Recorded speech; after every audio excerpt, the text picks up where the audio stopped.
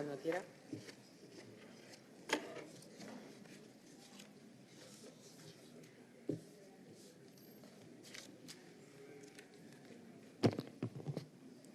Sí, gràcies, presidenta. Bueno, pues, Paula té tota la raó del món. Com sempre, Vox porta a aquestes Corts alguna proposta per a demanar al govern d'Espanya.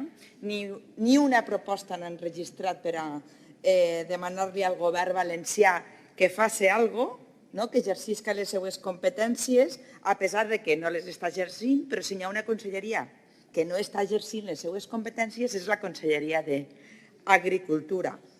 I no és que ho diguem els socialistes o la gent de Compromís, ho diu la intervenció general quan diu que en el primer trimestre de l'any ha executat un 4,2, però només capítol 1 personal i capítol 2 gastos i despeses corrents dels diferents viatges que el senyor conseller i tot l'equip ha fet per ir a visitar els nostres agricultors.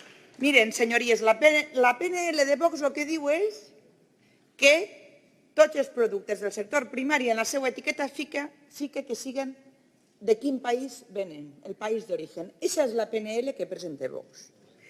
Miren, senyories, en Espanya és obligatori que consti l'etiquetatge en la fruita i la verdura el país d'origen, tant en la que va a granel com a que va envasar.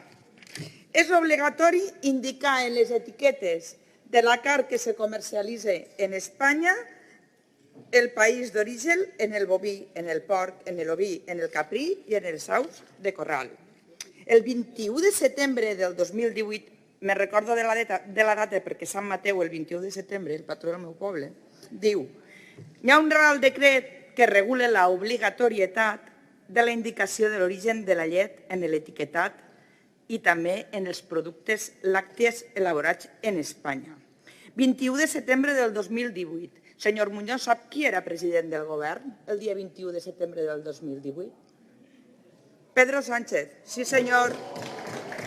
En el cas de l'oli d'oliva verge també és obligat que se fique quin és el país d'origen. En el peix també, inclús la llonja de la que té que vindre, d'on ve. La mel, també és obligatori que conste el país d'origen, senyor Muñoz. Per Real Decret de 19 de maig del 2020. El té vostè així. Sap qui firma este Real Decret? La vicepresidenta Carmen Calvo. Sap vostè de quin partit és? Mire, el problema és que qui té que controlar aquest etiquetatge és la seva conselleria. I, concretament, aquesta Direcció General d'Indústria i Cadena Alimentària que s'han inventat nova, està.